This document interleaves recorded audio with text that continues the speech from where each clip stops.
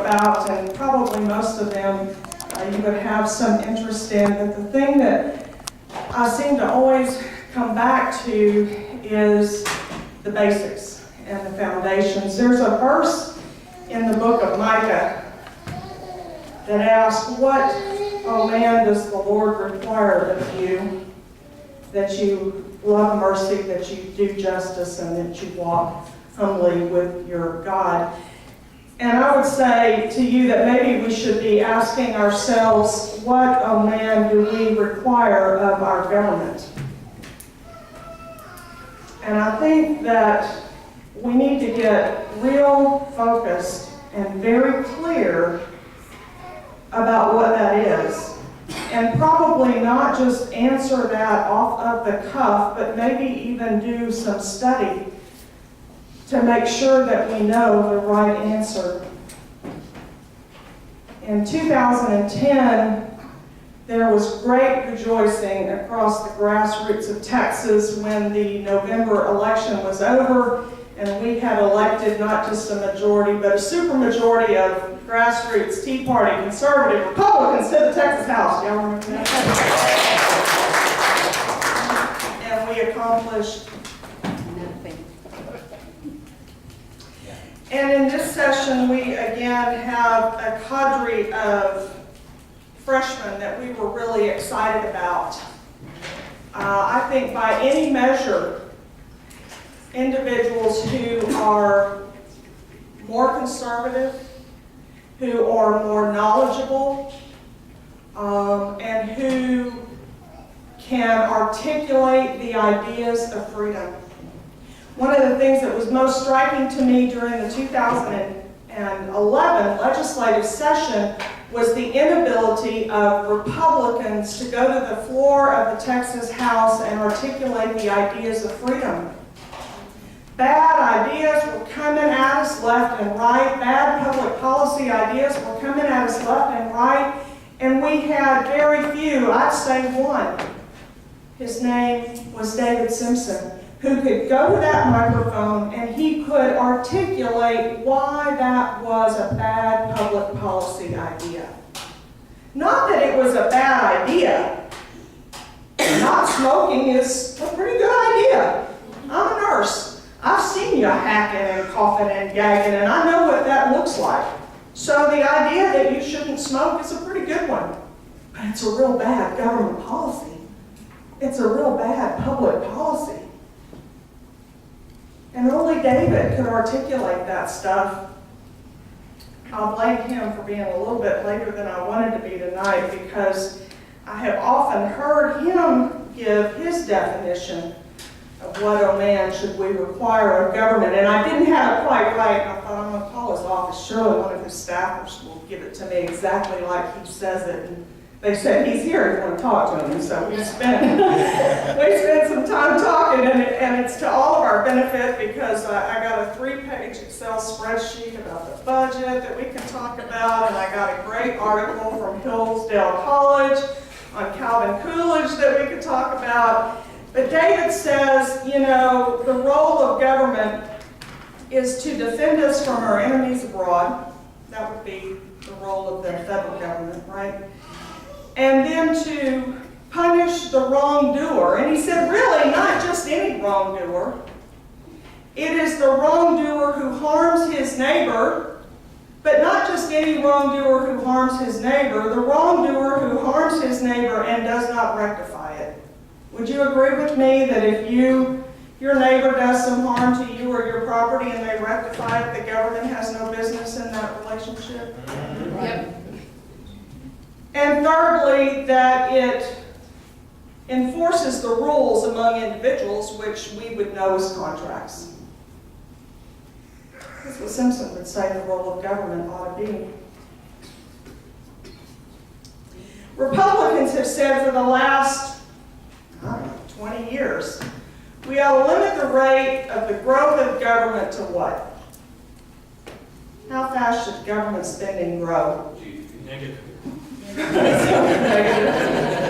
But we've had a ballot proposition on our primary. Rate of inflation. Inflation and one more thing. Population. Population growth, right? Anybody know what the rate of population growth in Texas is? Oh my God. About 2.5% a year.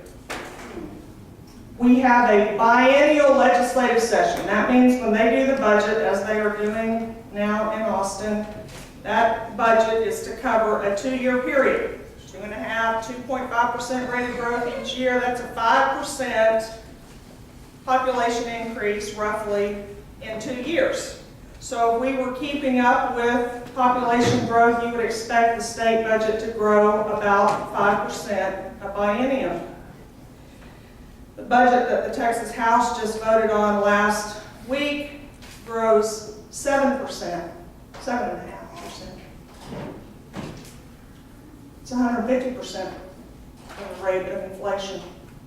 How many Republicans voted against that budget? One Simpson. One man. One man. What's the role of your state government? I've entered into that conversation because, boy, we have really, especially that kind of new wing of the Republican Party, that Tea Party group, we've really been focused on, or we think we have, Washington, D.C., right? And what the federal government ought to do. The Obama bailout got everybody's attention. I'm not sure why the Bush bailout didn't get as much attention, but it didn't. Nor the Medicare Part D, nor the No Child Left Behind. But anyway, that's water under the bridge, right? But what's the job of the state? Because it's not nearly as clearly defined as the job of the federal government. The job of the federal government's defined in Article 1, Section 8 of the U.S. Constitution, right? And anything not listed there is left to the people in the states. And so really, the state's kind of got this wide open field of what it can constitutionally do. Even our own Constitution, the Texas Constitution, is broad in what its powers are. So if we are going to enjoy any degree of freedom or prosperity, we have got to elect to office.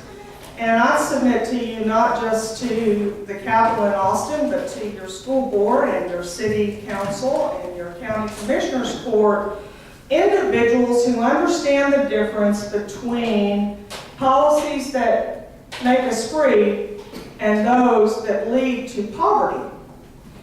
And that idea came home to me pretty hard as a Republican county chairman. A number of years ago, we had redistricting, so it's probably been about 10 or 12 years ago, 13 years ago. And I was in one of those newly created House districts with, an open seat, and so everybody runs. And we had 2 men from my little rural county on the ballot, and we thought we knew them because in the country everybody thinks they know everybody, and we know what everybody thinks and how they would govern. And right before the election, we received a copy of the Eagle Forum voter guide, and one of our local candidates, now if you've ever seen the Eagle Forum voter guide, it's like real basic ideology, right? I mean, you could answer it correctly blindfolded in the 3rd grade. And our guy got 5 of the 7 questions wrong. And we'd already had 2 or 3 candidate forums and good people like you and me asking these people questions. And none of us had recognized that on these issues, he didn't understand what limited government was. And he was clearly wrong. Is he a bad individual? He just hadn't studied the ideas of government enough to understand the difference between what keeps people free and what leads to poverty or impoverishment or enslavement or slavery or whatever you want to call it. But those are the 2 ends of the spectrum. A free people is a prosperous people. Anybody in here show me a prosperous society that wasn't a free one? And so if you want that, if you want freedom, if we want freedom and prosperity, then we have to understand that there's a difference between good ideas and good public policy. Okay? Disciplining children is the job of parents. It's not the job of schools. That's right. That's right. And so stand up in a public forum and say, I think we ought to, no, we ought not do nothing. You ought to take care of your child. And if you're not taking care of your child, they're not welcome in this public forum disturbing everybody else's peace. But see, we don't. We try to let the government be all things to all people at all times. That's never going to work. It's never going to work.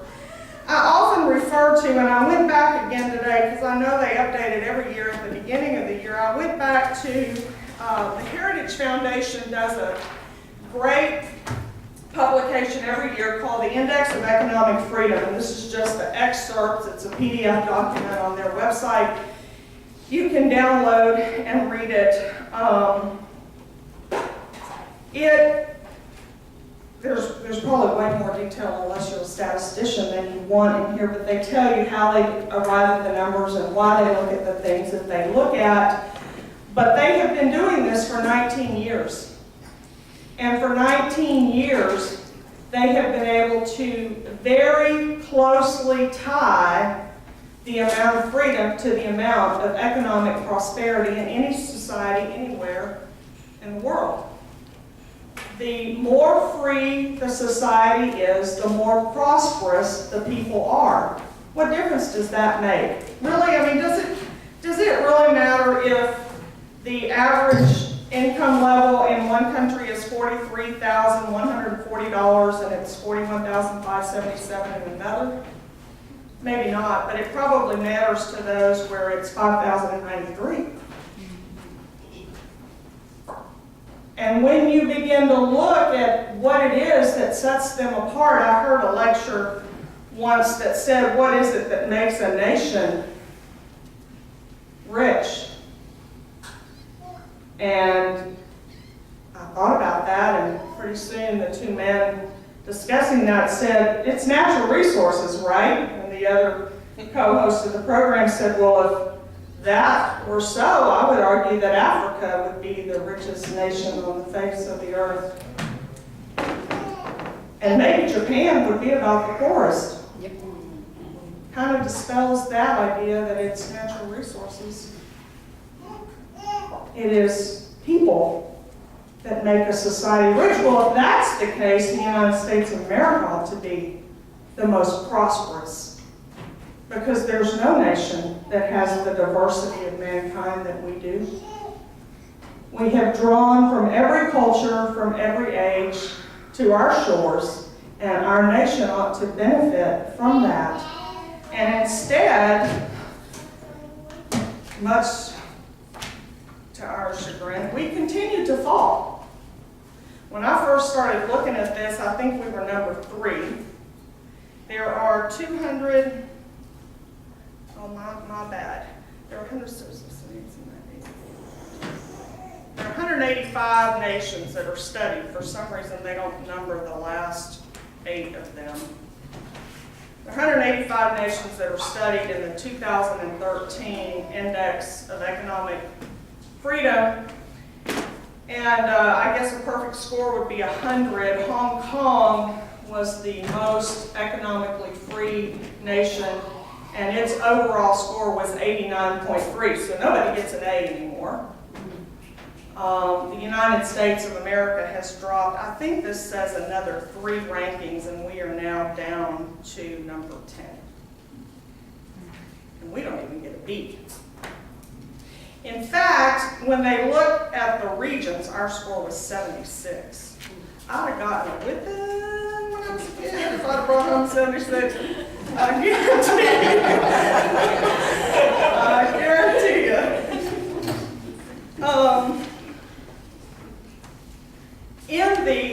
They even, and I've skipped the page, I guess, they even look at the regions of the globe.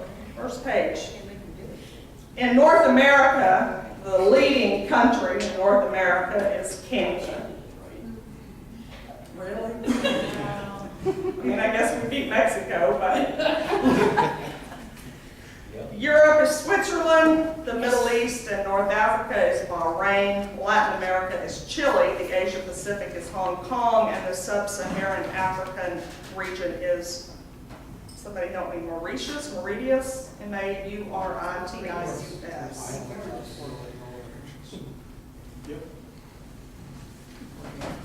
This study goes on, and I had to go in today and read in more detail. Goes into some depth that I don't remember having gone into before about the rule of law. The rule of law has always been a key component of that study. Where does that derive from? Do you know in policy history and political history this notion of the idea of rule of law? Have you heard the terms res lex and lex rex? You know what that means? Remember back in our own nation's history, as we came away from England, there was a monarchy there and a king. And when the king is above the law, it's termed rex lex. The king decides what the rules are going to be. And the men are impoverished. But in our country, we put, and since the Magna Carta, we put the rule of law over man. Man is subservient to the laws that we set up, and those laws are supposed to apply equally to everyone. That's the notion of the rule of law. And in any free society, that is a critical element of whether or not that society is free.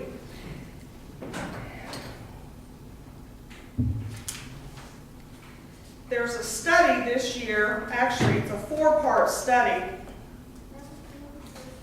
where they look at that rule, that idea of the rule of law, and they have always also correlated property ownership as a key indicator of how effective the rule of law is and whether or not, I mean, if you don't protect property at a very minimum, what sort of law do you have? And you're all thinking your land, and you're all thinking your home, but your property is your car, and the clothes on your back, and the efforts of your labor.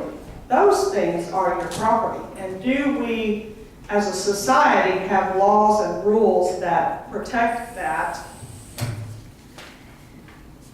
And this year's study quotes a Dr. Matthew Mitchell, who did an extensive survey. And I didn't find the survey when I just Googled the survey. But if you go to the Heritage Foundation website and then look for Dr. Matthew Mitchell, you will find an article and an hour-long video presentation and a PowerPoint of the work that he did. And he talks about what we've been raving about here in Texas for some time, that in the underdeveloped countries, when we have conversations about rule of law, what are people talking about? We need a constitution, right? We need to make sure that the elected officials are not corrupt. Those are the kinds of things that we focus on when we think about rule of law in Argentina or Cuba or something like that. But he says in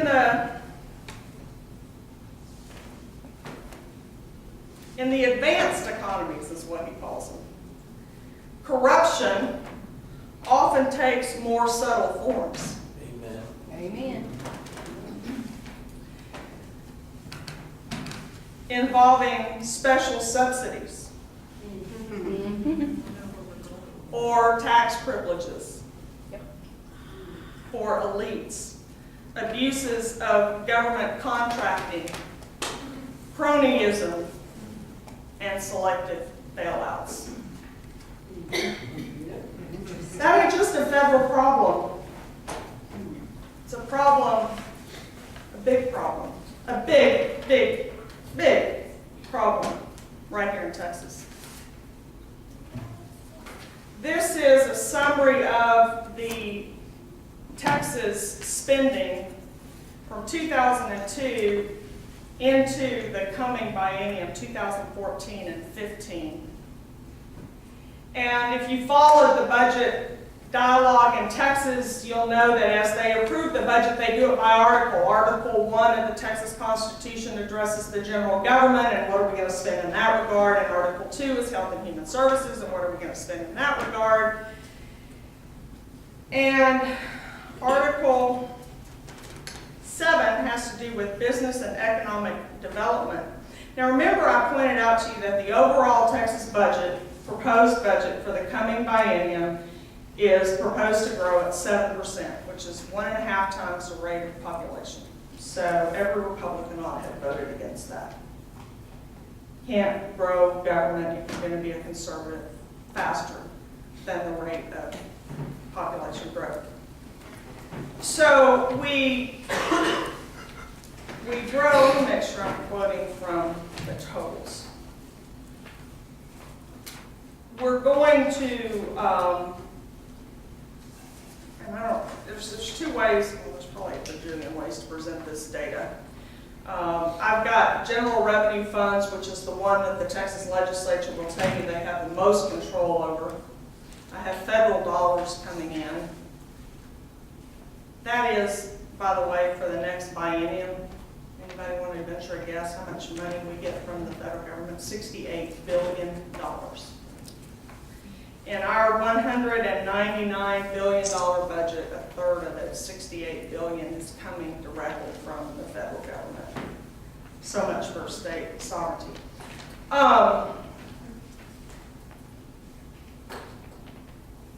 And so I have the federal funds and I have the general revenue funds. If we look at general revenue, which is what our legislature will tell you they have the most control over, we are growing spending between 2012-13, the biennium we're in now, and 2014-15.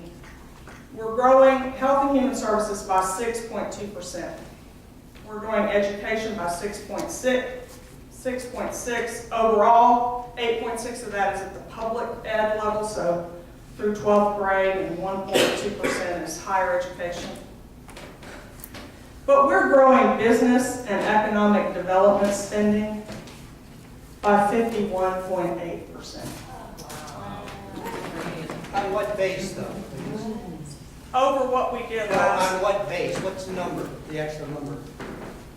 You want the total spending number or how much it grew? No, $785 million. Two. It was 516. okay.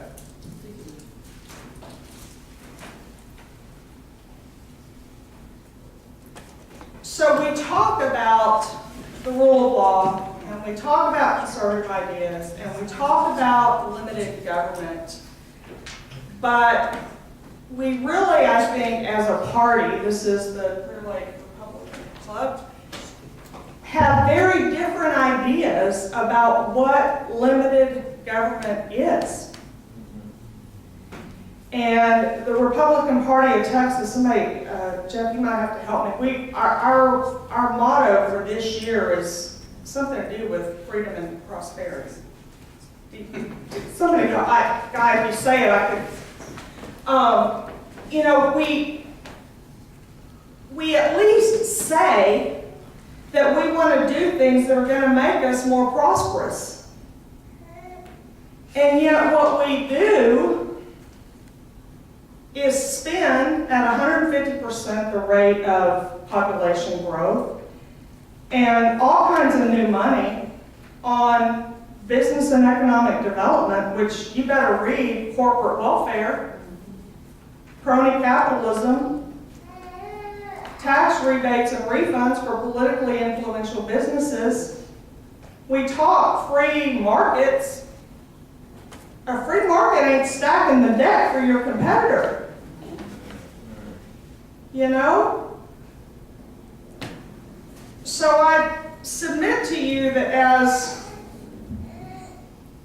as Republicans, as Texans, as people who are interested in public policy, we've got some homework to do. Because it's all of us that are going to have to influence and change that tide.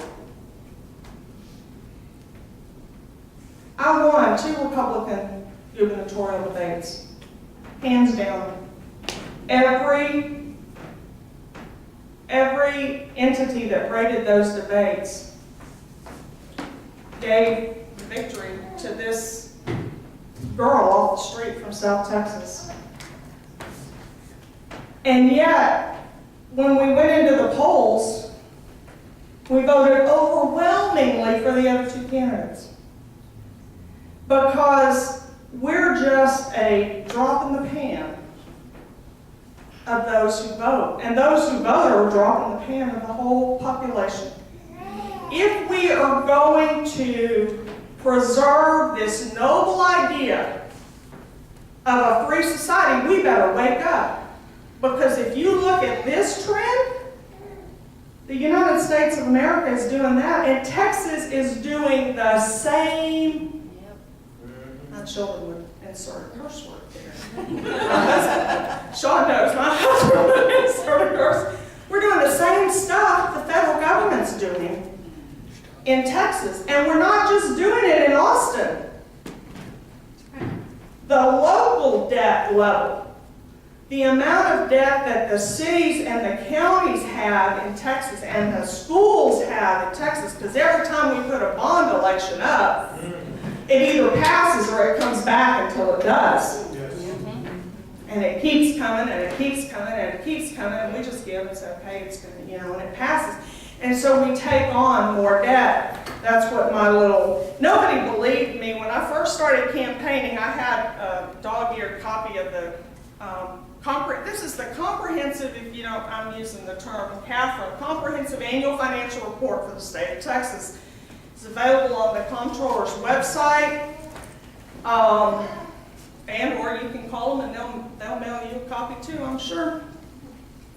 And I have these back to 2000 because I was really serious about understanding what we were doing with the people's money in the state of Texas. What's it called again? The Comprehensive Annual Financial Report. And actually, every government entity in Texas does one. So your city has one of these, and your county has one of these, and they're available for the public to review. Yes, sir. I just have one question. I have no trouble at all believing that there's a lot of wasted money in government, and I have no trouble at all believing there's crony capitalism and all that. But how much of that might be legitimate also?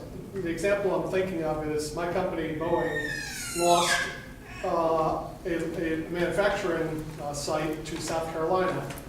South Carolina probably spent a few $100 million to attract them there, but they've spent $2 billion there developing infrastructure, and no telling how many people. They're going to hire a few thousand people also. And then that is a great question, because that's the real slippery slope we're on, right? That is the argument that's going to be made over and over and over again is, but if we don't provide the incentive, what do you do when your child comes home and says, Mom and Dad, if I don't do what everybody else is doing, how much water does that hold with you? Because you understand, to raise a responsible adult, they have to abide by a certain set of integrity and character and morality guidelines. Now I'm saying there was anything untoward about what South Carolina did. It's damn sure untoward if you're taking money out of my pocket to give to your company. If they're taking money to If anybody's pulling money out of my pocket to give to your company, it's immoral theft.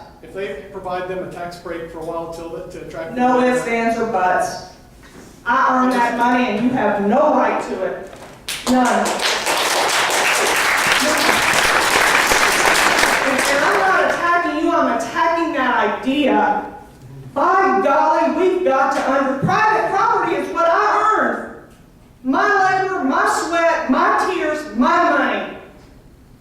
And if you want to do good with it, then you advocate for all the charity you want. That's not charity. That's not charity. That's how business is. It is. Isn't the right way to do it is like how the trying to attract gun manufacturers and ammunition manufacturers, not by giving them tax breaks or anything, but saying, if you come here, you will be free to do your own business. And that, I'm going to get to our tax policy because that's exactly what, at least that's the position we're taking. And I realize that I am fighting years of ideology. We think if we do good, we were in a town hall that was held before the 2011 legislative session.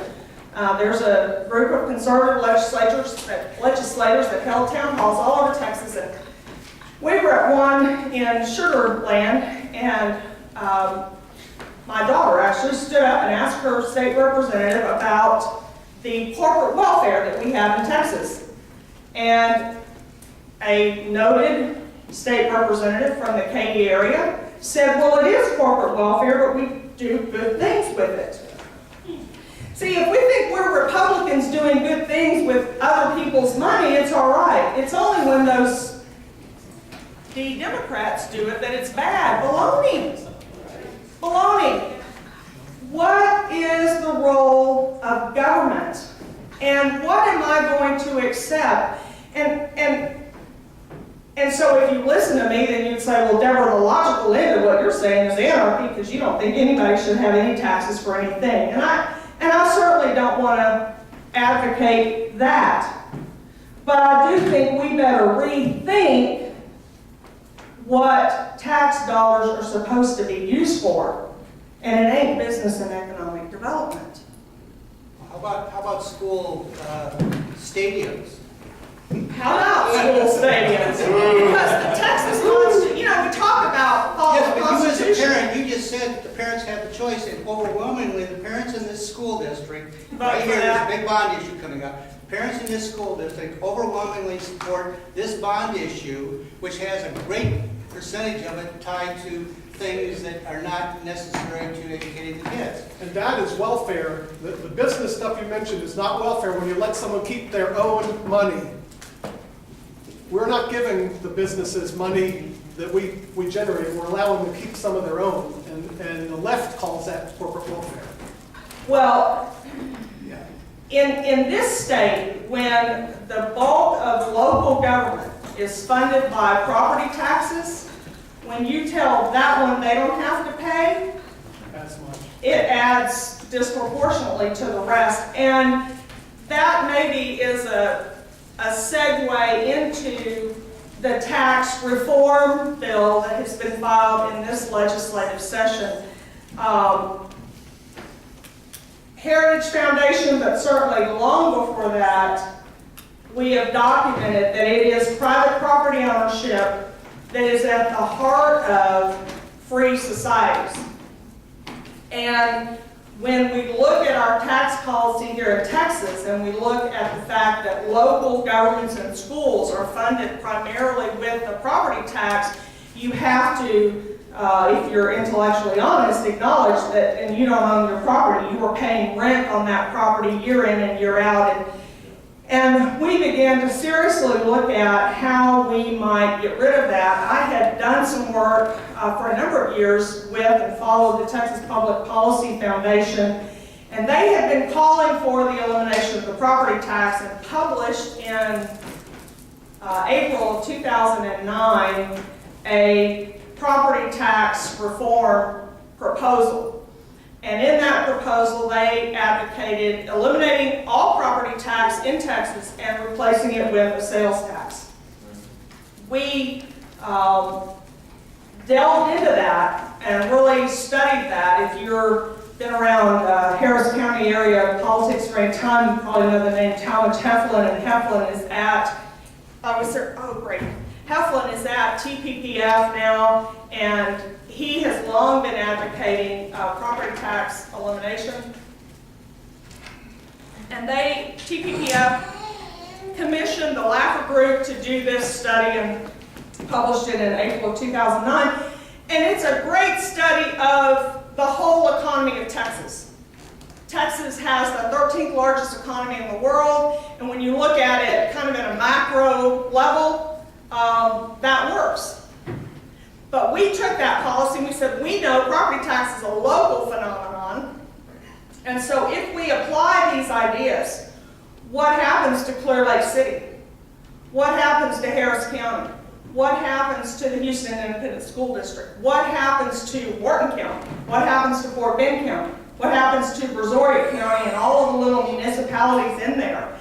And we did a study of every taxing entity, every taxing district within the 38 most populous counties in Texas. There were, at that time, 38 counties in Texas that had 100,000 people or more living in them.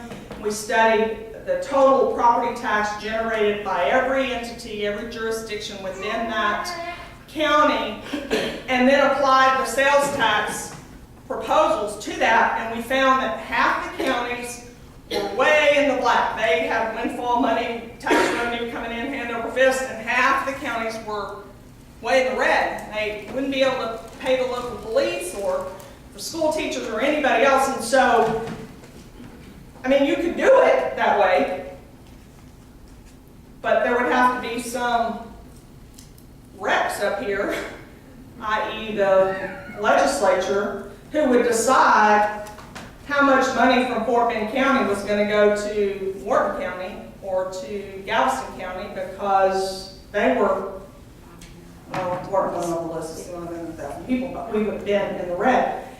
And so we went back to the drawing board, and we had a draft proposal. We published a study, we Texans published a study, and both of these,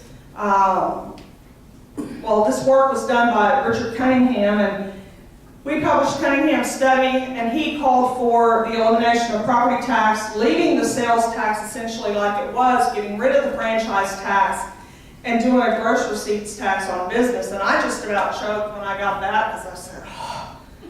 And he said, you know, Deborah, no tax is good tax. And I said, yeah, I agree with that. And so our job here, if you're looking at tax reform, is to think about what we're trying to do. We're trying to find an equitable means of funding local governments and schools that is least distorting to that free market we talk about, because we want businesses to be attractive. We have the 13th largest economy in the world. We have a huge, very diverse geography in our state. We have, and you know all the great things about Texas and how attractive we ought to be for businesses if we just had that low tax environment, that low regulatory environment, that sound rule of law environment that we talk about. We would have businesses flocking to the state, and we wouldn't have to be paying them to come and giving them abatements and giving them credits, because that's just the smart man's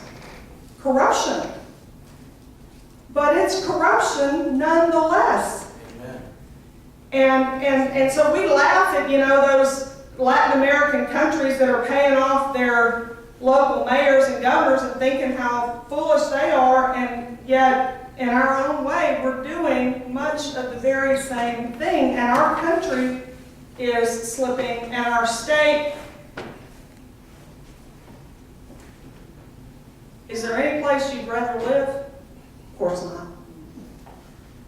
But is that what you want to pass on to the next generation and the one that comes after that? We have the largest local debt burden in the country right here. I'll get to questions in a sec. The largest local debt burden in the country right here in Texas, because we're so determined to say we didn't raise taxes, but we want to keep providing more service, so we're putting it all on the credit card. And I started to say earlier, when I started carrying this thing around in 2009, and I said Texas had $38 billion worth of debt, nobody believed me, because we'd all had it beaten into our head that we had a balanced budget. And so how could we have $38 billion worth of debt as a state if the state of Texas has a balanced budget? All that means is that we're paying our bills.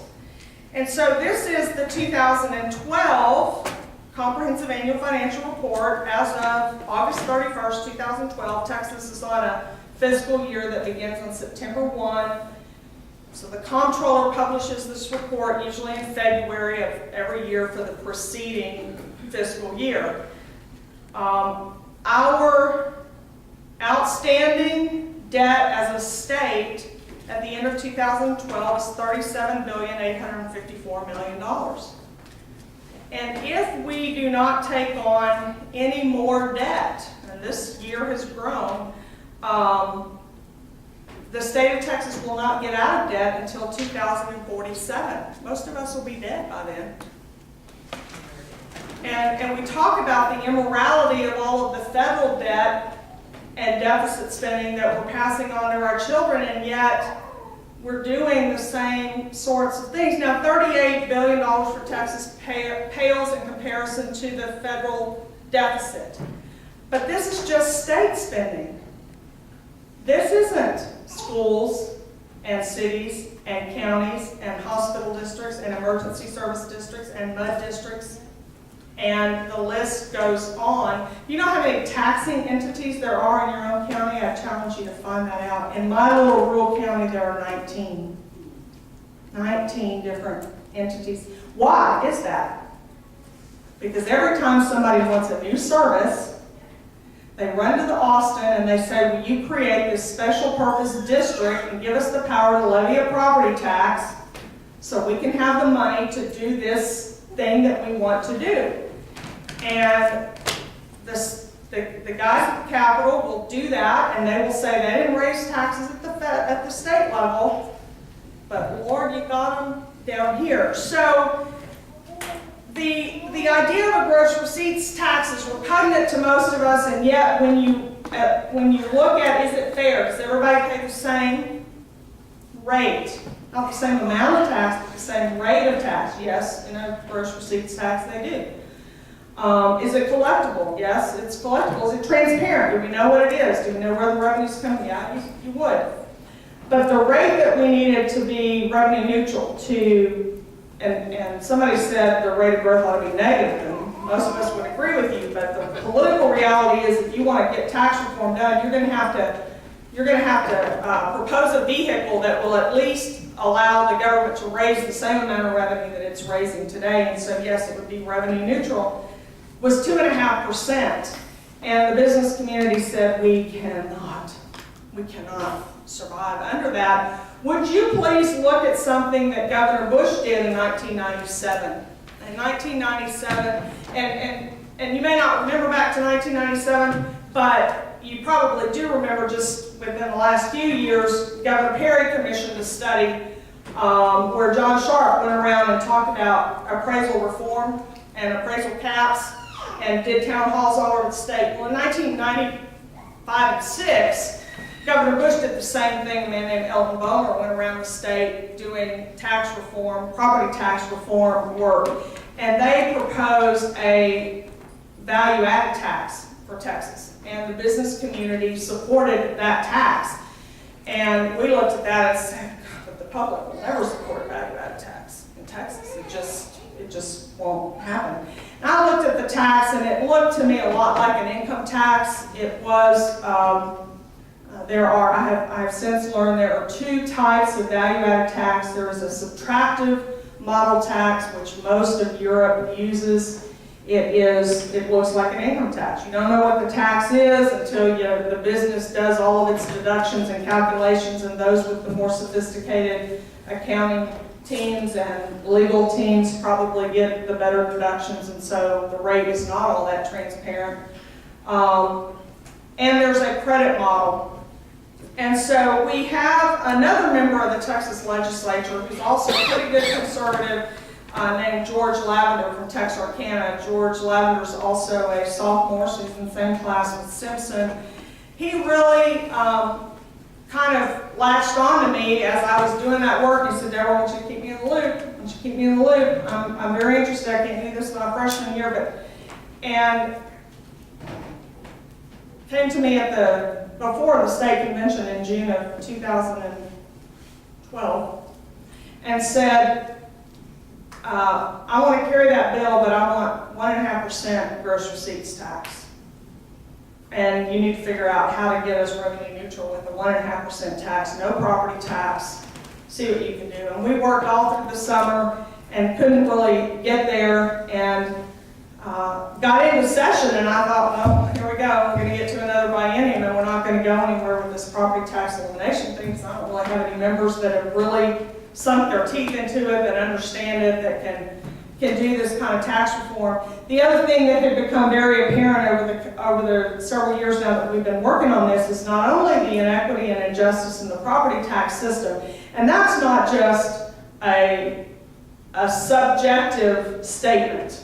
It's not just you feeling like property tax is unfair or me feeling like property tax is unfair. We actually have a study done, a 2-year study done by the comptroller, where the legislature said go audit every central appraisal district in Texas. 254 counties, 253 central appraisal districts. 2 of the counties have combined their districts with 253 districts. And so they audited half of the districts one year and half the districts the next. And over half of the districts could not reproduce the property values. And what is I had a member of the legislature say, "What does that mean?" And I said, well, it means that when you got your tax bill, it said your tax is worth $162,000. And when the auditor said, well, how did you come up with $162,000 for this house? They couldn't get you back to that number, because now when we redo it, it's only $143,000 house, or it's $180,000. What?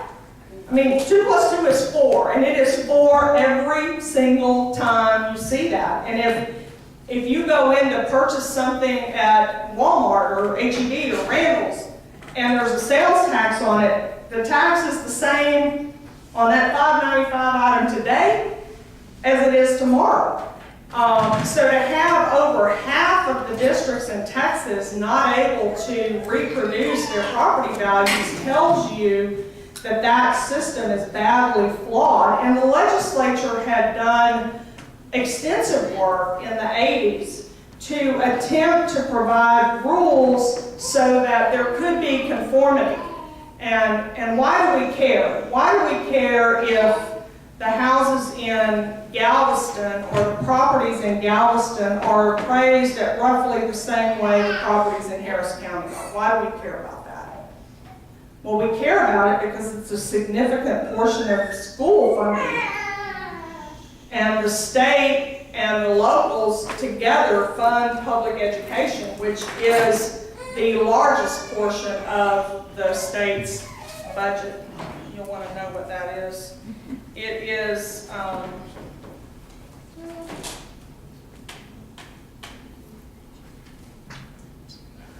54% of our budget in the coming biennium is public education. So it was important to have that conformity or uniformity, if you will, in the process, and we find out that over half the districts in Texas. And I said, it cannot be fixed. It's impossible to uniformly and with any degree of conformity appraise every property in Texas. We're too big, the economies are too different, and a 2,000 square foot house in Brownsville ain't the same as a 2,000 square foot house in River Oaks. And it's never going to be. And how you can account for those discrepancies in a way that is fair, because it might be fair to the very affluent or those who have a lot of knowledge and a lot of leisure time or a lot of extra disposable income and can employ people to go down and argue with the appraisal review board about why they're... But what about the single mom who's trying to put kids through college? Or what about the woman who's nursing her elderly husband? When does she have time to go down and make that argument? And so I'd say to you that the property tax system is broken no matter how you look at it. Whether you say we think it's a good tax, it just needs to be, well, we tried for 40 years to apply it right, and 60% of the districts failed. An audit that a guy that wrote the reform said wasn't even an audit. It was such a basic audit that you couldn't even call it an audit, and 60% of the districts couldn't pass it. We've been trying for 40 years to fix that. something about doing the same thing over and over again, expecting different results. So let's get rid of that system. As difficult as that's going to be, George, I can't get there. I can't get you to 1.5%, Representative Lavender, with revenue neutrality. And he said, well, I won't carry the bill unless we get rid of property tax. I don't want any vested. And I said, I'm with you. If we leave any vestige of it out there, it will be back. It will resurrect itself. He said, you got to find something. I said, well, there is this thing that the business community looked at in 1997 and they were supportive of. It's a value-added tax. It was the result of several years of work by a commission during Governor Bush's administration. And he said, tell me about that. And so we told him about that. And what is in the Tax Reform Act of 2013, I believe it's House Bill 3547. It's either 47 or 42. I'm working on both of those bills and I interchanged the numbers. It's George Lavender's Tax Reform Act of 2013 is a value-added tax. It's a credit model value-added tax, but it is the only tax you will pay in Texas. Bad idea.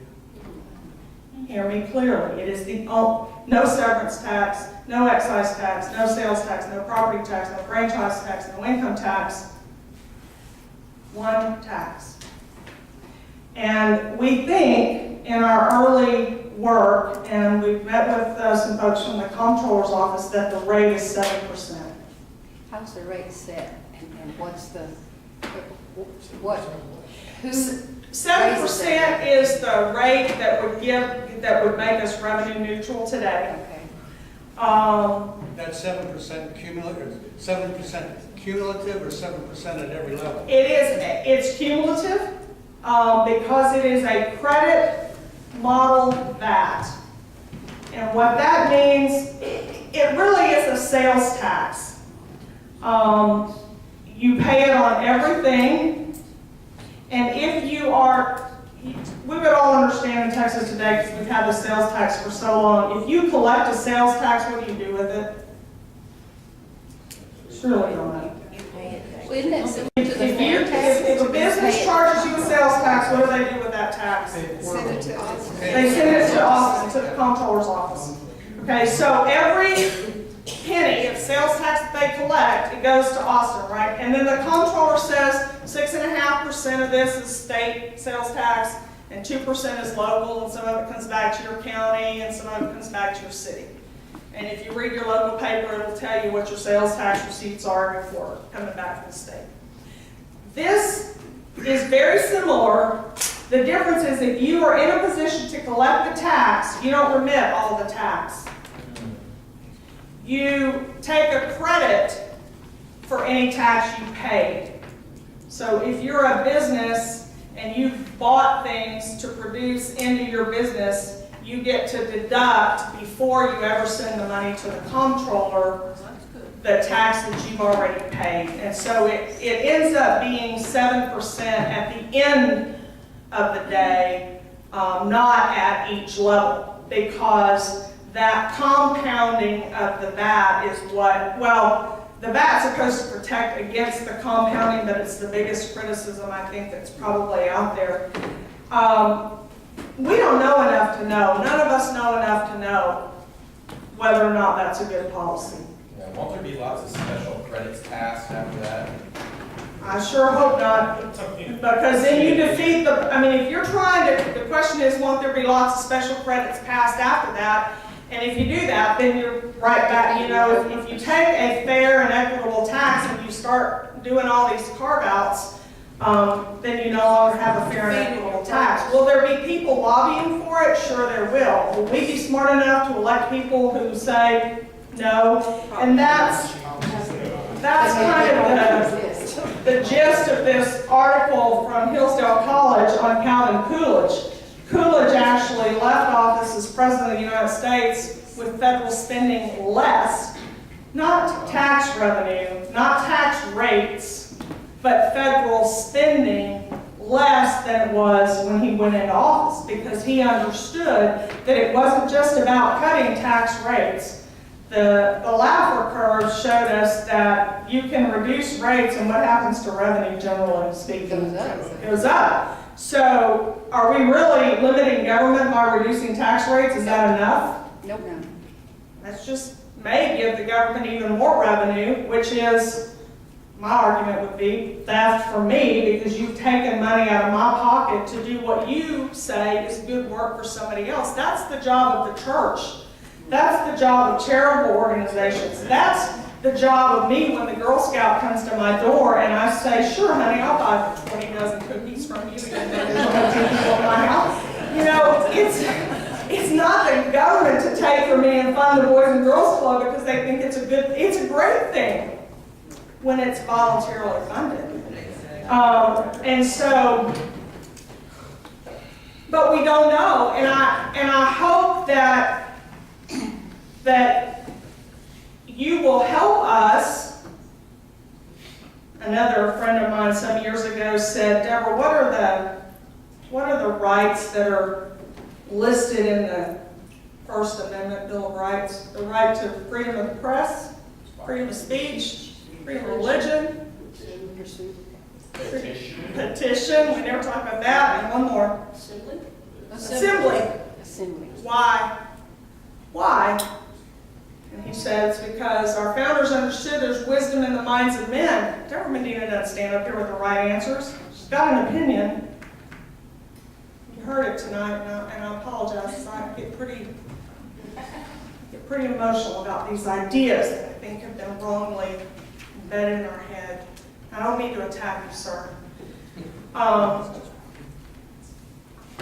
When we begin to really deliberate about these things, George Lavender said, get me to 1.5%. Figure out a way. And I talked, not to myself, but to people who study tax policy, and we tried to get there, and we couldn't. I said, how about this way? And he said, I'm willing to entertain that. I said, a bat in Texas is political suicide. He said, if it's the best policy, and you just about convinced me that it is, and it's not just your idea. We had a bunch of men in Texas studying in 1997. And they said 25 years ago was a good idea. Why? That math's bad. 15 years ago was a good idea. Why aren't we doing that? So we have a bill, and we're going to have a hearing in a couple of weeks in the Ways and Means Committee on that bill. It's a 326-page bill. It's a comprehensive bill. That hearing is just going to probably enumerate the problems that we have with tax policy in Texas today. How there is no real cohesive policy, how every time we think we need some more revenue, we go create another tax or another fee or another taxing district. And when you look at the tax burden in Texas on business, it's not near as friendly as we've been led to believe. So that's the sort of thing that you're likely to hear. What we hope to have come out of this session is a committed interim study. And I have been in conversation with Texas A&M University, asking them to undertake an economic impact study on that proposed policy. Because as I said, we don't have enough information right now to know whether that's the right plan. And by golly, if we're going to totally reform tax policy in the 13th largest economy in the world, we better know everything we can about the effect it's going to have. Is anybody else in the country doing it? No. You want business to come to Texas, say no property tax, no income tax, a 7% sales tax, everybody pays the same. And that's it. Maybe that begins to give you that. Scramble the borders. Very well. And then the other thing is, we're going to also, with any lot this session, maybe have a gold bullion depository. And so, you know, I mean, what more could you ask for? So I'm optimistic that we will see A&M undertake that study. I've got a guy that I was supposed to call on the way over here, maybe I'll call on the way home, who really wants Rice to do it, so this becomes a little bit of a competitive effort, or perhaps we have two different studies. What does an economic impact study do? It will look at how that tax policy change will affect companies like Boeing and Southwest Airlines and Dell and Anheuser-Busch and AT&T and Enron and Mobil and Chevron and all of those large companies that are in Texas, but also all of the small businesses that are here. What does it do to mom and pops? We hear all the time that's 8% of our economy is really the small guys. What does tax policy like that do? How many new jobs does it create? What kind of jobs does it create? Does it bring only service businesses to Texas, or does it bring manufacturing here, or does it grow the ag sector, or does it grow oil and gas? What does it do to jobs? What does it do to net personal income? And what effect can we expect that sort of tax policy to have the year it's implemented, and 5 years from now, and 10 years from now? Nobody has a crystal ball to be able to know that definitively.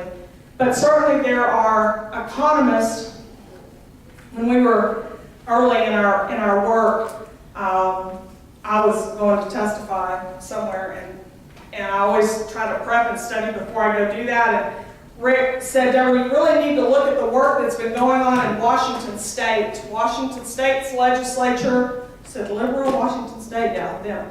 They commissioned a big study a number of years ago. It was headed by Bill Gates, and I thought, like, that Bill Gates? Yeah, that Bill Gates was the chair of this big board in Washington State. They had academia there, they had the business community on the board, and they spent a couple of years studying comprehensive tax policy in Washington State, and they came out with a very limited proposal, tax proposal, small tax rates, very limited taxation structure. And I said, oh, this is phenomenal. How's it working? And he said, well, they never implemented it.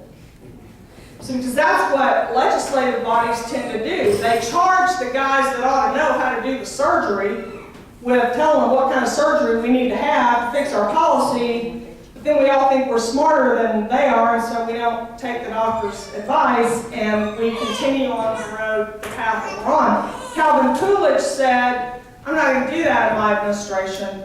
And if you go back and look at our history, when Coolidge was president, we flourished. Our income levels grew, our government spending went down, our unemployment rate was in the neighborhood of 4%.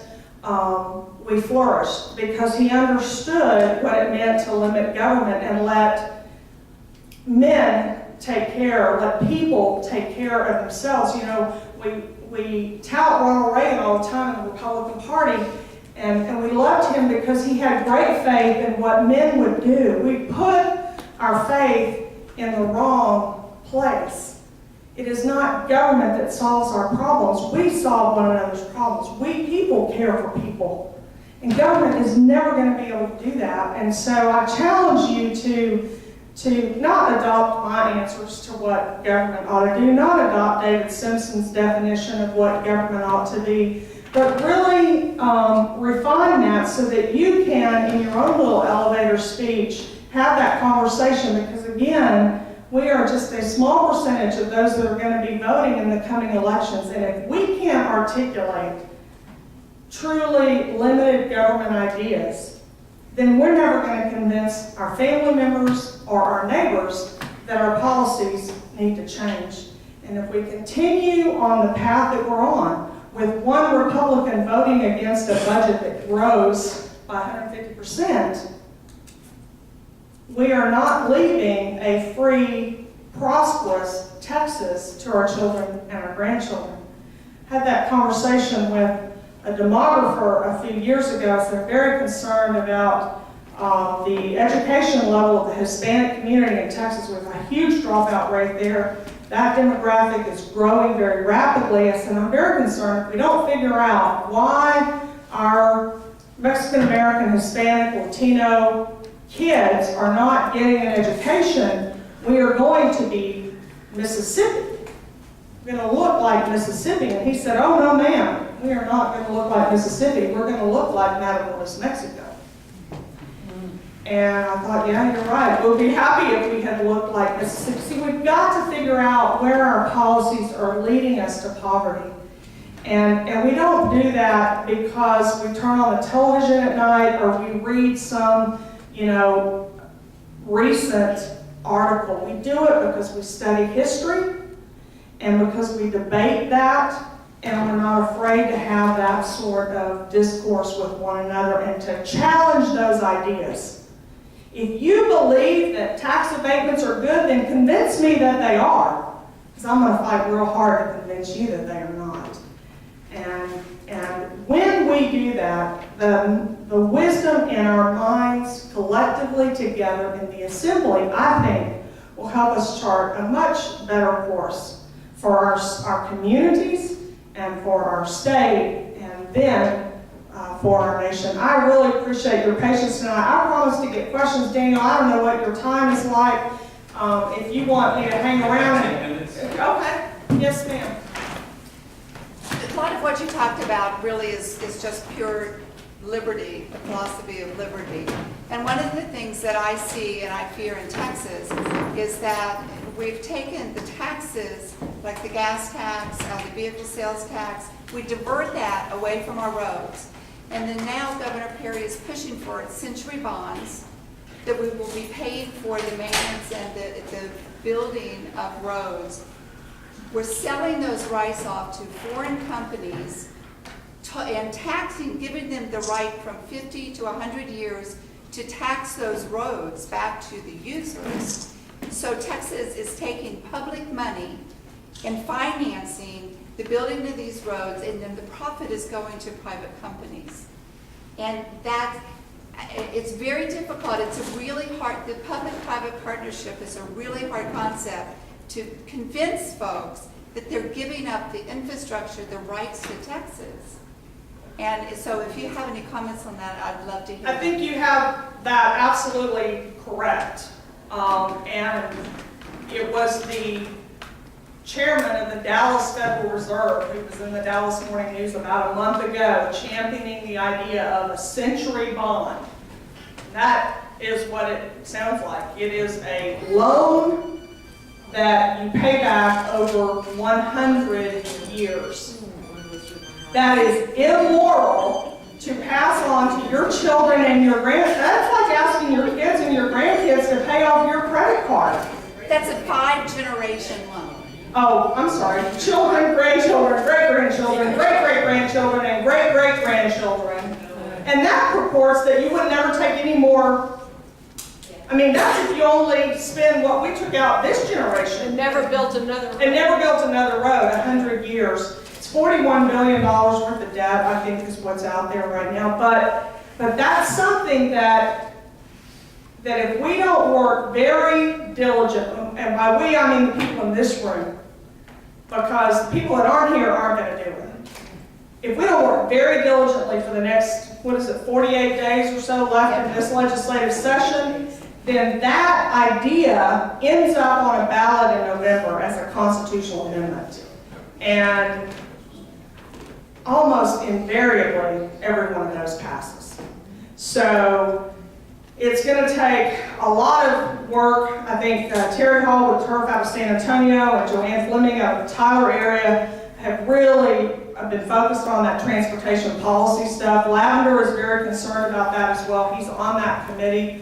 But you've got to lobby your members of the Texas House and Senate to stop that nonsense. It's hard to lobby when they limit your free speech in the Senate, where you can't wear a sticker that says stop tolling, but the mayors can wear their stickers that they belong to this organization, and then they come and tell you to take yours off. Yeah, and you know, everybody finds, I guess, their own vehicle of how you get a message across. I tend to visit offices personally. We do this. And I go to committee hearings every now and then, but I spend a lot of time one-on-one with offices and calling staff. Phone calls are very effective. Face-to-face visits are way more effective. And so if you can take a day off of work, or 2 or 3 between now and the end of May, pick a couple of issues that you're concerned about. That's a big one, and it's there. Yes, sir. Yep. You mentioned the taxes, but as you mentioned, Coolidge focused on spending as well. Right. Where are you on zero-based budgeting? That's my first question. I have a second question, but I'd like you to answer it first. I think we absolutely ought to do that, and it was part of,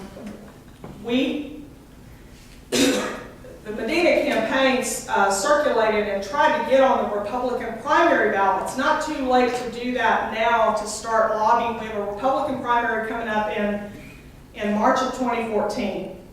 And the Texas Republican Executive Committee will be deciding what ballot initiatives, what ideas will be. And one of them that's been on there repeatedly is limit spending to population and inflation. We advocated for putting, and these are non-binding, but they are statements from the Republican voters of Texas to their elected officials about the kind of things that they would like to see. So kind of in addition to the platform, here's some things where everybody's voted, and zero-based budgeting is one of those that we think we should see. My follow-up is, will you run for control? I hope so.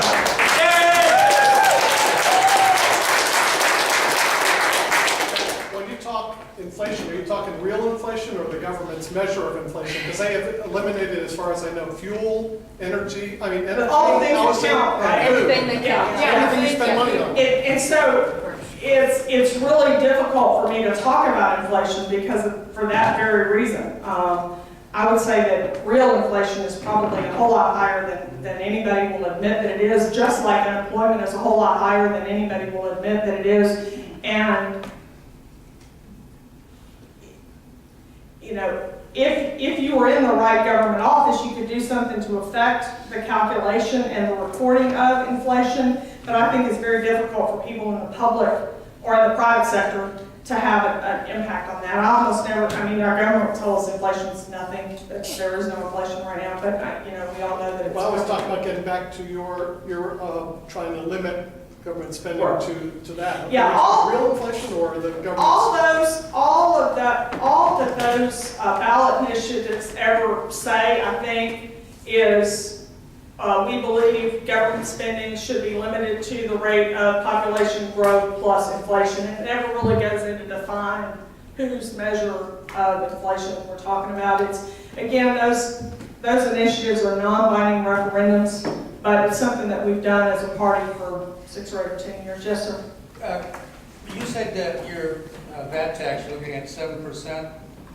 The state sales tax is currently 8%. How can you be revenue neutral with it? Well, because there's so many exclusions on the sales tax right now, and the VAT applies to everything, so it gets services, physician, office visits, Then why don't you just eliminate the set-asides and just put a sales tax across everything, and you don't have to have a whole new tax system? And that's, I think, the part of the VAT proposal or the tax reform proposal that needs the additional study.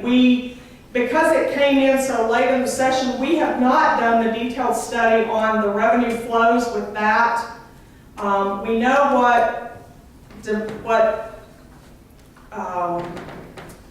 domestic product, what state domestic product is kind of generally around the state. We know that there's activity all around the state, so if you tax all activity in that area, we believe that we're going to be revenue neutral, but we don't have the detailed studies to know that. We know on the sales tax that half of the counties are way in the red, and on sales tax alone, no matter how we played with that base, we couldn't get it there. Some of these large counties, when you think about the amount of economic activity or sales-based activity in those counties, there's just not enough. Well, no, you're just talking about shifting the sales tax between counties. You're not, the revenue stream, sales tax, if it's across the board, is essentially equivalent to your gross credit VAT tax.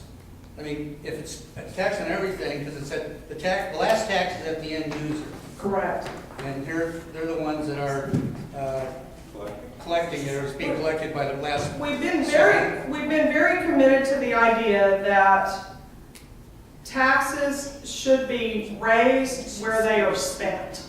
So we wouldn't support a policy that says money raised or collected in Harris County should be used to fund the Sheriff's Department in Wharton County.